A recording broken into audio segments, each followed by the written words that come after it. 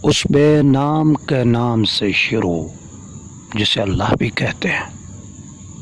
جی دوستو، آج میں ایک زبردست معلومات لے کر آیا ہوں ایک خیالی کردار کے بارے میں، جسے دنیا ڈریکولا کے نام سے جانتی ہے۔ شاید ہی کوئی ایسا ہو جو اس نام سے واقف نہ ہو، اس کی شکل و صورت سے واقف نہ ہو۔ اب تو اس کے جشن بھی منائے جاتے ہیں، کارٹون بھی بنے ہیں اور بہت کچھ اس پہ کام ہوا ہے۔ ڈریکولا ایک عالمگیر شہرت یافتہ خیالی کردار ہے۔ دوستو، ایک کردار وہ ہے جسے آپ جانتے ہیں۔ میں آپ کو اس بارے میں مزید کچھ بتانا چاہتا ہوں۔ ایک ڈریکولا وہ ہے جو حقیقت میں تھا، جس کے بارے میں آپ نہیں جانتے۔ لیکن یہ دونوں باتیں بتانے سے پہلے میں خیالی کردار کے بارے میں تھوڑی سی بات کروں گا۔ بہت سارے لوگ دنیا میں ایسے پائے جاتے ہیں، وہ مذہبی بھی ہو سکتے ہیں، غیر مذہبی بھی ہو سکتے ہیں، جو خیالی کرداروں کو انتہائی فضول سمجھتے ہیں، حالانکہ وہ خود جاہل ہوتے ہیں۔ زمانہ قدیم سے انسان اچھائی اور برائی کو بیان کرنے کے لیے خیالی کردار تخلیق کرتا رہا ہے اور کرتا رہے گا۔ یہ ضرورت ہے لٹریچر کی، موویز کی، شاعروں کی، ادیبوں کی۔ یہ ایک حقیقت ہے۔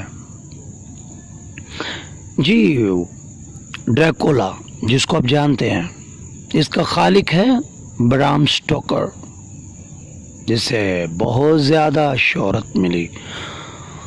26 میں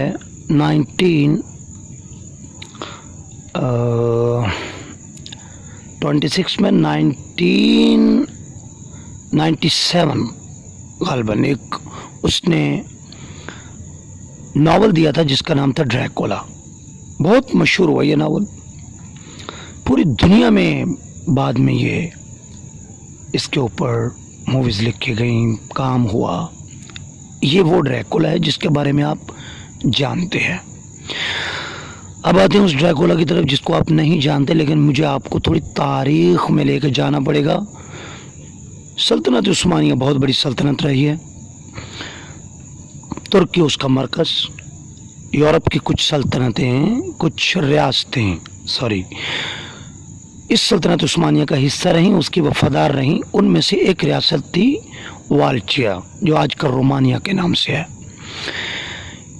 اس کا جو حکمران تھا اپنی وفاداری کو شو کرنے کے لیے اپنے 2 بچوں کو سلطنت عثمانیہ کے ہاں چھوڑ جاتا ہے۔ ان میں سے ایک ولاد دی امپیرر، جس کو ولاد دی ڈریکولا بھی کہتے ہیں، وہ بھی تھا۔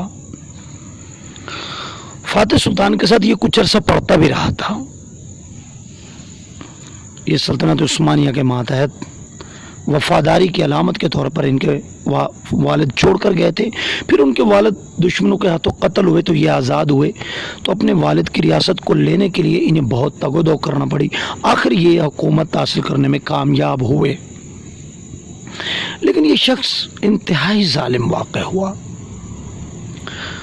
میں اس کے ظلم بتانے سے پہلے اس کے نام کی بات کروں گا۔ ڈریکولا کہتے ہیں ڈریکول کا بیٹا۔ اس کے فادر کا نام ولاد دی ڈریکول تھا اور ڈریکولا اس کا بیٹا۔ اور لاطینی زبان کے لفظ ڈراکو سے ڈریکول نکلا ہے، جس کا مطلب ڈریگن بھی ہے، اور رومانیہ میں ڈریکول کا مطلب ڈیول بھی ہے۔ یہ شخص اپنے مختلف حیران کن ظلم کی وجہ سے مشہور تھا۔ یہ نئے نئے طریقوں سے ظلم کرتا تھا، بڑی بڑی میخیں انسانی جسموں میں گاڑ دیتا تھا۔ ایک وفد اس کے دربار میں آیا تو ان کے سر پر جو روایتی کیپ ہوتی تھی وہ انہوں نے اتار دی، اور اس کے نیچے بھی ایک کیپ ہوتی تھی وہ انہوں نے نہ اتاری۔ تو جیسے وہ بیٹھے تھے اسی حالت میں ان کے سروں میں اس نے کیلیں ٹھکوا دی، اور یہ اپنی کھڑکی کے سامنے 3 کلومیٹر تک نیزوں کی فصل لگائے ہوتے تھا، اور ہزاروں کے حساب سے ترکی فوج جو تھی جس وقت اس کے لاشوں کو ان نیزوں کے اوپر گاڑ دیتا اور ان کا نظارہ کرتا، اور وہ زندہ حالت میں ان کو نیزوں کے اوپر بٹھاتے، اور اسی طرح وہ 2-3 دن کے اندر ان کی موت واقع ہوتی تکلیف کی حالت میں۔ تو اس کے اور بڑے ظلم کی داستان نہیں، نہ اپنوں کو معاف کرتا تھا نہ غیروں کو معاف کرتا تھا، اور اس نے سلطنت عثمانیہ کو بہت ٹف ٹائم دیا تھا، لیکن سلطنت عثمانیہ سے یہ بچ نہ سکا، آخرکار بھاگ گیا۔ تو لکھنے والے کہتے ہیں کہ برام سٹوکر نے اپنا خیالی کردار ڈریکولا جو تھا وہ اسی سے ہی اخذ کیا تھا۔ دوستو، امید ہے آپ کو یہ معلومات اچھی لگی ہوں گی۔ اگر اچھی لگی ہیں تو یہ دوسروں تک پہنچنی چاہیے، اور اگر آپ کو فائدہ ہوا ہے تو پھر میرا بھی فائدہ ہونا چاہیے۔ اس کو لائک بھی کیجئے، شیئر بھی کیجئے۔ اللہ حافظ۔